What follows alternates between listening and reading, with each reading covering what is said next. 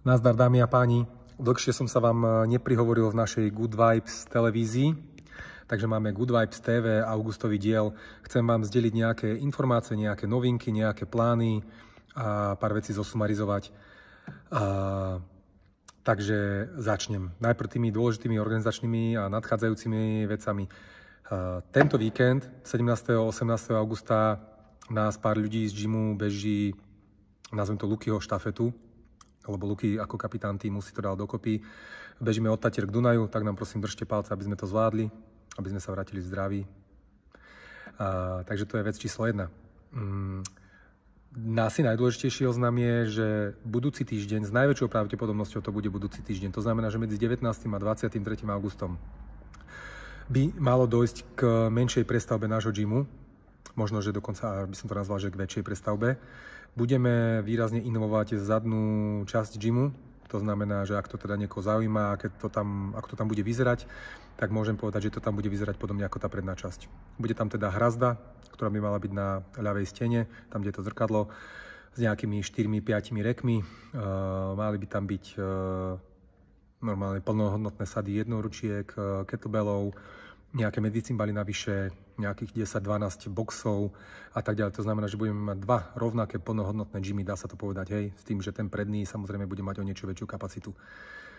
Takže budeme sa tomu venovať ešte raz medzi 19. a 23. augustom. To znamená, že 1 alebo 2 dní tomu budeme venovať.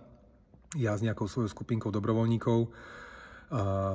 Chcem vás veľmi pekne poprosiť, aby ste v tomto čase a dátume boli nejakým spôsobom stotožnení s tým, že možno dojde nejakej úprave minimálne open gym hodín. Môže výnimočne dojsť k úprave tréningov, čo sa týka toho, ako sú naprogramované. Príklad, budeme mať vzadu zaseknuté mašiny, nebudeme vedieť ich, alebo zašpinené, nebudeme vedieť ich dať dopredu, tak namiesto toho sa pôjde nejaký iný cvik. Tak chcem vás veľmi pekne poprosiť, aby ste boli tolerantní. Možno sa skráti open gym. Ak ste zvyknutí chodiť cvičiť na open gym, tak skúste si to tak nejako naplánovať, že možno pôjdete výnimočne v tých dňoch na lekciu alebo niečo podobné. Nenapadá ma teraz momentálne viacej scenárov, ale každopádne bude tu možno trošku viacej neporiadku, hľúku a tak ďalej, takže verím, že to za deň, dva zmakneme. Ja sa pokúsim dať vám vedieť, kedy presne to bude. A dúfam, že to bude medzi tým 19. a 23. Že nám to neostane až na posledný augustový týždeň, pretože som do istej miery odkázaný na to, že ako sa vybavia colníci s tým materiálom, ktorý prišiel a tak ďalej. Takže tak. Ďalšia dôležitá informácia, veľmi pekný oznám. Naši dvaja tréneri, ktorí sú s nami, ak nie úplne od začiatku, tak naozaj už veľmi dlho, ktorí sa pri nás vychovávali, ktorí pri nás rástli a dospievali. Luky a Saška budú mať svadbu 24. augusta. Kto máte rádi Lukyho a Sašku, tak budú mať svadbu v Martinskej galérii v sobotu 24. augusta o 14:30. Ak im chcete prísť popriať, dať im kvietok, prípadne niečo iné, čo ich poteší, alebo sa tam proste len ukázať, tak ste, myslím, že vítaní. Mám to odkomunikované s Lukym, hoci koho z vás veľmi radi uvidia. Ďalší program svadobný oni už potom majú naplánovaný s rodinou a podobne, takže pôjdeme sa ukázať priamo na svadbu, na obrad, ktorý je vlastne verejne dostupný pre každého. Takže tak, ďalšie info, na prelome mesiacov 31. august a 1. september ideme na jedinú slovenskú crossfitovú súťaž, ktorá sa uskutoční pod Tatrami v Kežmarku. Budeme tam od piatku do nedele, naozaj veľa z vás sa zapojilo do tejto súťaže, veľa z vás si tam zasúťaží, drvivá väčšina z nás pôjde v tímoch. A ešte k tomu pár jednotlivcov. Kto idete súťažiť, tak sa tam samozrejme vidíme. Kto neidete súťažiť, tak vás chcem pozvať, aby ste nás prišli povzbudiť, aby ste sa s nami prišli zabaviť, možno aby ste tam s nami ostali na večeru. Neviem, brainstormingujem, uvidíme, ako to pôjde. Pôjde nás tam naozaj veľa. Môžeme to zakrútiť, že približne polka našich členov. Ale samozrejme gym ostane aj v tomto dátume otvorený, takže tí z vás, ktorí sú v tomto není zainteresovaní, ktorí si chcú ísť svoju klasickú rutinu, budete mať tréningy k dispozícii, možno bude iba jeden, poviem príklad v nedeľu, ale budeme normálne frčať, normálne fungovať, takže nemusíte sa báť. Minulý rok sme gym dokonca zavreli, lebo všetci tréneri sme tam išli a tento rok nás tu pár ostane z tých trénerov, takže verím, že gym bude normálne fungovať. Ak by boli nejaké zmeny, tak vás vopred budem ohľadom toho informovať. Dúfam, že dostatočne vopred. To je ten posledný prázdninový víkend a ešte jedna príjemná udalosť by nás mala čakať, ak to stihneme zorganizovať. Rozhodli sme sa, že 7. septembra, teda po prvom školskom týždni, už keď budeme rozbehnutej, si dáme gymovú akciu. A gymová akcia, idea je aktuálne taká, že by sme si chceli spolu samozrejme zacvičiť, ako inak.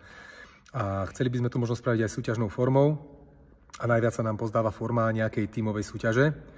Takže s najväčšou pravdepodobnosťou zvolíme formát tímovej súťaže, kde v každom tíme budú 3 atleti a každý tým bude musieť byť mixovaný. To znamená, že 2 ženy, 1 muž, alebo 2 muži, 1 žena. Workouty samozrejme budú prispôsobené. Bude to súťaž, ktorá bude technicky tak náročná, aby sa v podstate mohol zúčastniť každý. A povedzme si úprimne, je to gymová interná súťaž, o nič nejde. Ak by sme tam mali nejaké technické prvky, príklad uvediem toastu bar, tak kľudne budete môcť ísť aj nejakú scaled verziu. Možno dokonca sa rozdelíme tie týmy na 2 verzie, teda že jedni by išli RX verziu a ďalší by šli light alebo scaled verziu. Nebudeme tú súťaž vyhodnocovať v takom slova zmysle, že nejaké stupienky, odovzdávanie cien a tak ďalej. Chceme si len spoločne zacvičiť, chceme, aby ste si vy mohli zacvičiť s trénermi, porovnať sa s nami, aby sme sa trošku ponaháňali, zabavili sa a potom chceme, aby sme si spolu posedeli. A možno niečo zajedli, možno to potiahli až do nejakého večera, uvidíme, aká bude chuť, nálada, počasie a tak ďalej. Takže v hre je nejaká grilovačka, možno nejaký guľáš. Uvidíme, čo sa nám podarí vykuzliť a naplánovať. Takže ešte raz, 7. septembra, gymová akcia. A dôležitá vec, skoro som ju zabudol spomenúť, zároveň to bude taká mini oslava narodenín gymu. Myslím, že to bude 6. rok, čo fungujeme pod našim názvom s touto crossfitovou licenciou Good Vibes CrossFit a celkovo to bude 18, 19, 20, 21, 22, 23, 24. Celkovo to budú 7. narodeniny gymu. Takže do 2017 roku, od 17. augusta to už ťaháme s niektorými z vás úplne od začiatku. Ďakujem, že pri nás stojíte. Takže asi toľko Good Vibes TV. A posledný oznam, nám súťažná sezóna ešte nebude končiť. Pár z nás sa chystá na súťaže koncom septembra do Sarajeva, začiatkom oktobra na Cyprus. Ale samozrejme platí, priorita číslo 1 bude gym, budú lekcie, bude venovanie sa ľuďom. To znamená, že priorita budete vy. Takže my sme tu stále kvôli tomu, aby sme cvičili s vami, aby sme rozosievali fitness medzi Martinčanov a nie preto, aby sme si honili naše nedohonené ega na súťažiach. I keď áno, máme to radi, nejaké si doprajeme, ale v prvom rade sme tu pre vás. Takže veríme, že budeme mať silný september, október a november a že veľa z vás stále bude chodiť cvičiť, že veľa z vás sa vráti a že veľa z vás privedie nových kamarátov a priateľov, aby to tu praskalo vo švíkoch, aby tu bola brutálna atmosféra. Veľmi pekne ďakujem každému z vás, ktorý s nami prežil leto a pomohol nám prežiť túto horkovú sezónu. Ďakujem veľmi každému z vás, ktorý si uvedomil, aké dôležité je pre nás mať nejaký ustálený cash flow a že frčíte mnohí z vás na predplatnom.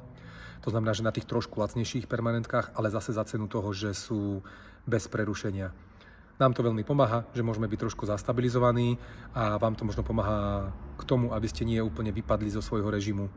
Aj keď možno idete na dovolenku na týždeň, na 2, tak proste, že fakt si stále držíte to členstvo a že máte 100% istotu, že sa tu vrátite. Lebo už máte v tom aj niečo zainvestované, či už finančne, či už finančne, alebo či to je nejak energeticky, výkonnostne a tak ďalej. A chcete na to nadviazať.